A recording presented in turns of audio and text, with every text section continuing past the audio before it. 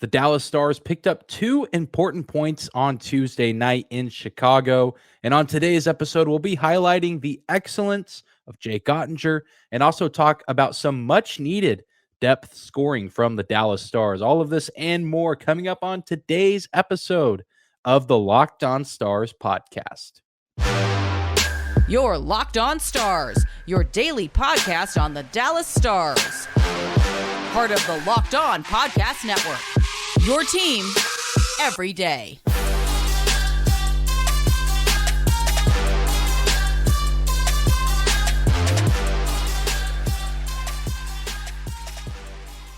Bing bong. Howdy, Stars fans. Welcome back to the Locked On Stars podcast, the only daily podcast covering the Dallas Stars, part of the Locked On Podcast Network, your team every day. I'm your host, Dane Lewis, your local expert on all things Dallas Stars hockey, coming to you on this Wednesday, March 29th. And this episode is brought to you by FanDuel Sportsbook, the official sportsbook of Locked On. Make every moment more and visit FanDuel.com/LockedOn today to get started. And whether this is your first time here or you are a recurring listener of the show, thank you for stopping by and making Locked On Stars your first listen of the day. If you're new to the show, be sure to hit that subscribe button on YouTube. Follow us on your favorite podcasting platform of choice. We're always free and available no matter where or how you choose to listen.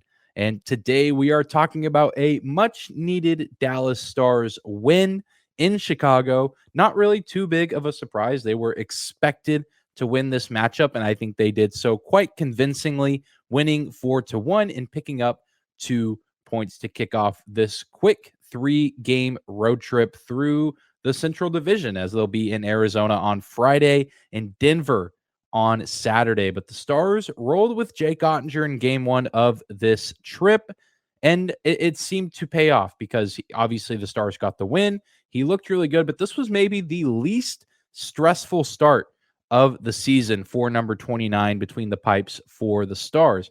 He faced a whopping 18 shots all game, and he saved 17 of them. The goal coming late in the third period, kind of a weird, greasy goal. The puck kind of bouncing around the low slot area. It gets past Jake Oettinger, but the Stars had already scored 4 times up to that point, and the damage had been done on Dallas's end. And Jake Oettinger did what he needed to do, facing, I don't know if 18 is the least amount of shots he's faced this season, but I have to imagine if it isn't the lowest, it's pretty darn close. You don't see that very often, teams not recording even 20 shots on net, but given where the Chicago Blackhawks are at this point in the season, it's not too shocking. And he certainly did have to work for it at certain stretches, but this looked like one of the least intense games or least pressurized games, it seemed, for Jake Oettinger. Again, I'm not trying to take away from the work that he put into prepare and practice and his focus. I just don't think that this was the most difficult game for him and one that really, put a ton of pressure on his back. And I think that that's a good thing. I'm sure that there, needs to be some recovery from this game. But if you're going to start Jake Oettinger this late in the season, you want it to be games like this where it's low pressure, not having to make too many saves, and the saves you are making aren't putting too much pressure on your body and risking injury or risking wear and tear. And now he has plenty of time to recover for Saturday, which is when I believe we will see him next, because the Stars have a back-to-back coming up where they'll be in Arizona on Friday and then Denver on Saturday. And I just imagine it folds that way because the Stars would get their best guy on the ice on Saturday in a very meaningful game that potentially could be for the top spot in the Central Division, depending on how things play out here over the next couple of days. We'll talk about that a little bit later on in the show. And also, Scott Wedgwood would get a start in Arizona, the team that he last played for, the team that the Stars acquired him from. I know he never actually played in Mullet Arena as a member of the Arizona Coyotes. I'm not really sure how many Coyotes fans are going to be at that game on Friday, but I'm sure a cool moment for him, likely as I imagine, again, that he gets the start, as we do know that he is on the Stars road trip. There were pictures of him getting on the team plane, so I would imagine that we will see Scott Wedgwood on Friday against Arizona, and Jake Oettinger having fully rested and recovered from this win in Chicago, should be good to go on Saturday when the Stars will desperately need him to be at his best in order to get 2 points at Ball Arena, which is easier said than done, especially on day 2 of a back-to-back. But Jake Oettinger's performance going back to Tuesday night's game, I think embodies the overall game very well. This wasn't a super flashy game. This is not necessarily one of the more memorable Stars games of the season. Of course, it matters. It was important because they got 2 points, but I don't think we're going to get to the end of the year and say, man, remember that Stars Blackhawks game on March 28th in Chicago?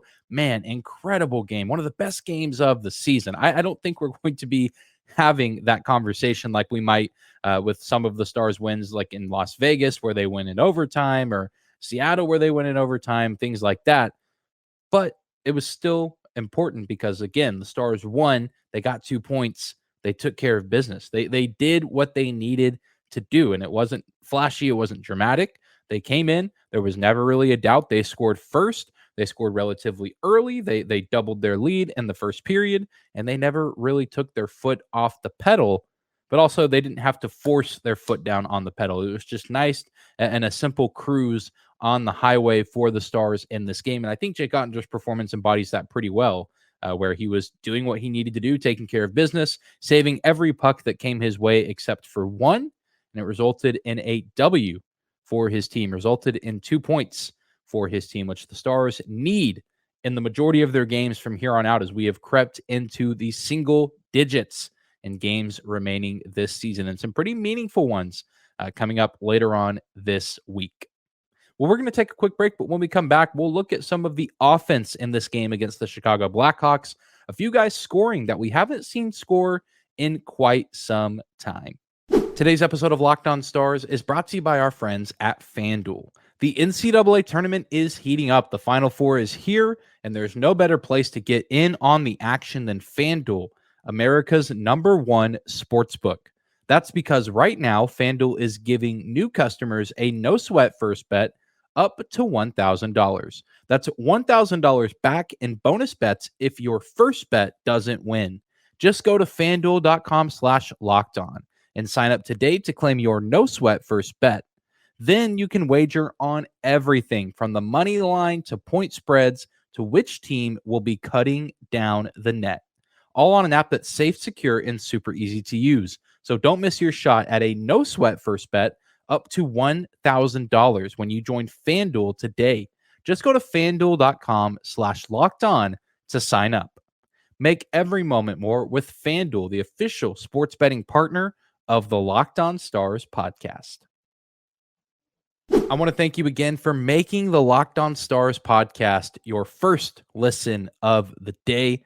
And the Dallas Stars not only got a great outing from Jake Oettinger, they also got the scoring that they needed to ensure this win. Of course, some of it comes from the usual suspects. Joe Pavelski gets his 22nd goal of the season on one of his more masterful tip-in plays. Ryan Suter to Joel Hanley at the blue line. Joel Hanley fires it on net, and Joe Pavelski gets his stick on the puck to redirect it past Alex Stalock. Just another day at the office for Captain America. And we saw Tyler Seguin get back on the score sheet, at least with a goal for the first time since returning from his injury that he sustained in Buffalo a few weeks ago. And the Dallas Stars not only got scoring from their top six, but they got some much needed depth scoring.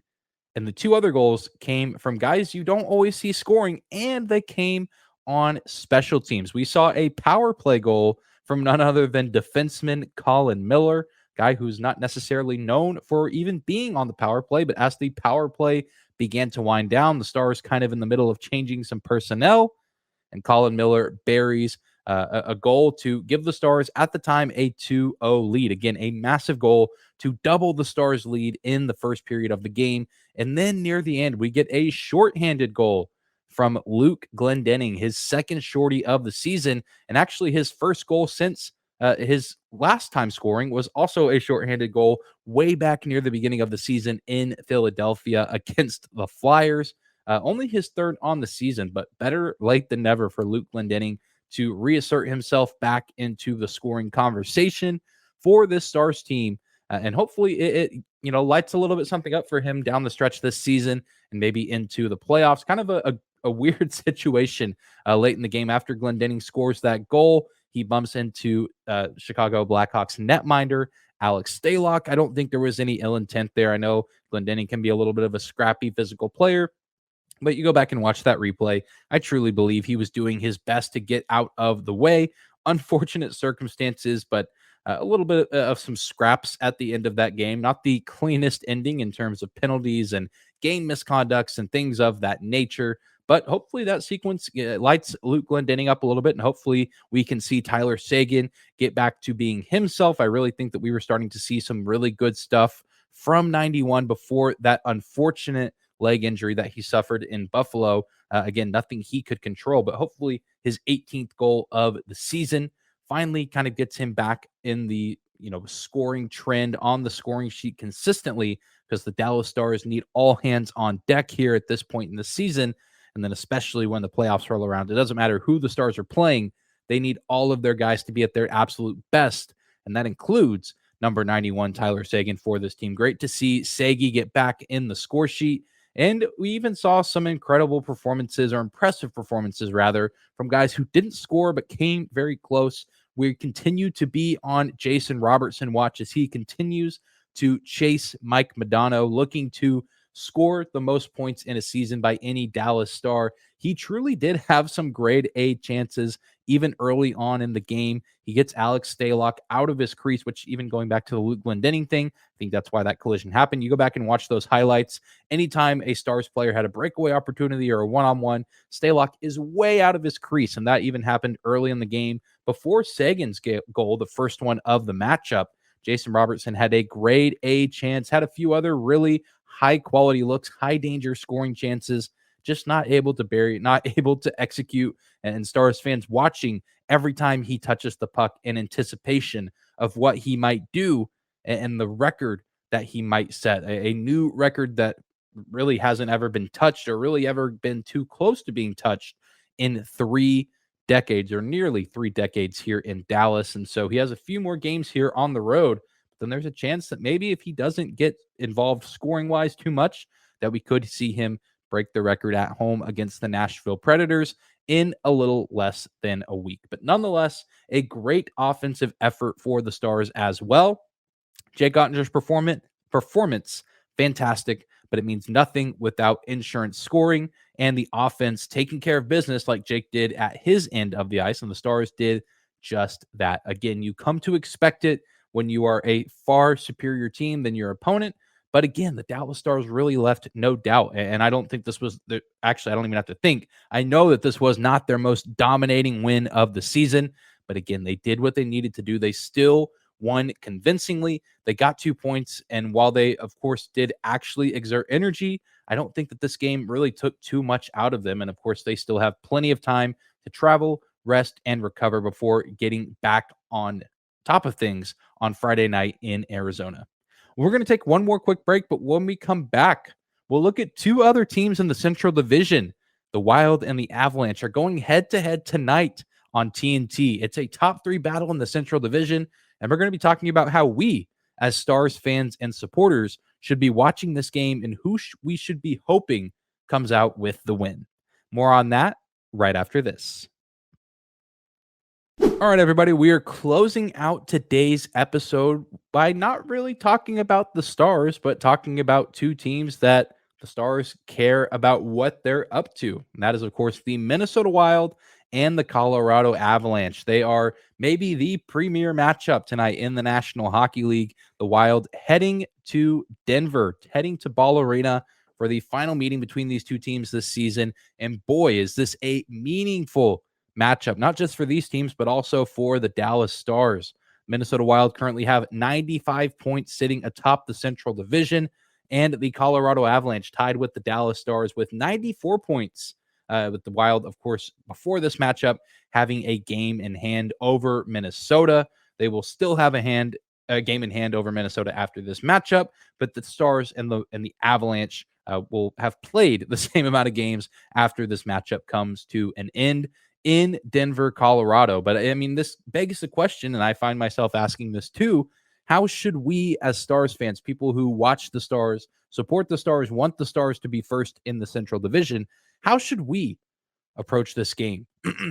Because obviously one of these teams has to win. One of these teams is going to leave this matchup with 2 points. But for starters, when we watch this game and we hope for fill in the blank outcome, we need this outcome to be in regulation. We do not need this game to go to overtime. One of these teams is going to get 2 points, but there only needs to be one team that gets points at all. One of these teams needs to leave empty-handed. And I personally, going into this game, want to see the Avalanche win, because then they would leapfrog the Minnesota Wild by 1 point, and the Dallas Stars would have a chance, if they take care of business on Friday, to then leapfrog the Colorado Avalanche for the first spot in the Central Division. And a few other things would have to come together as well, because both teams, the Avalanche and Wild, would be off after this game until Saturday. The Avalanche, of course, hosting the Stars on that day. And the Minnesota Wild will be in the desert taking on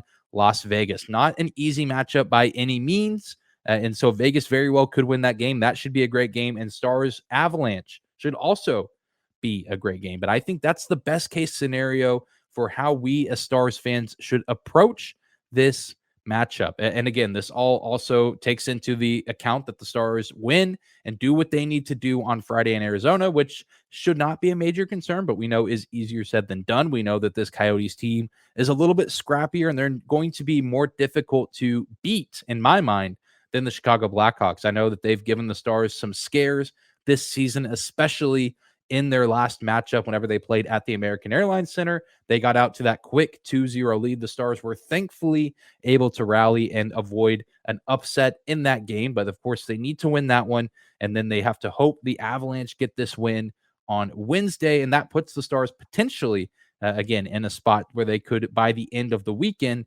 be in the driver's seat in the Central Division. And I really want it to fold out that way. I think it'd also be nice for the Avalanche to win, because if I'm being honest with myself, and I'm curious to know how other Stars fans feel about this as well, I would rather get matched up with the Wild in the first round if we have to play one of these two teams. If the Stars find themselves in the second or third spot in the division and they're playing another Central Division team, I personally would rather it be Minnesota. I do not want to see the Stars play the Avalanche in round one of the Stanley Cup playoffs.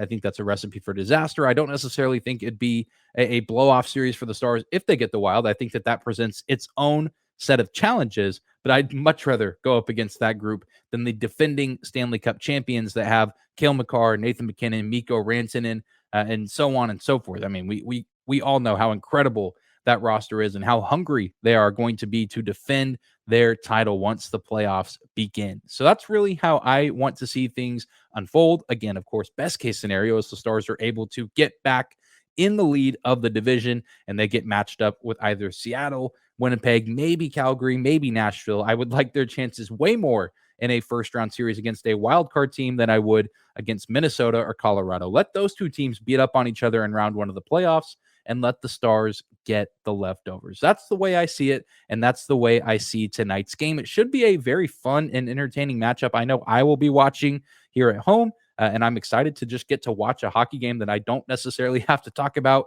after. I don't have to sit down and record. It hopefully should be a fun and competitive game between two of the best teams in the Western Conference.